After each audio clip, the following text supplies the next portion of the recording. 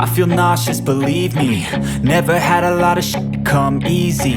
Had to work hard, struggle just to be me. Had to rise up just so they could see me. Did what I had to do just to feed me, and what was left over I put towards my dreaming. But the only thing in life that has meaning are the things you gotta work for, believe me. Take into your hands a plan, your own hands can land your own brand. And damn, I feel like no one takes accountability. They want the credibility, convincingly unwilling to put in the hours it takes to get some power. Don't be f***ing sour, take a cold shower. Scream until you're louder, work until you're prouder. And f*** all the doubters, they're just your downers. I swear to God they all let me down. I always fought just to wear the crown.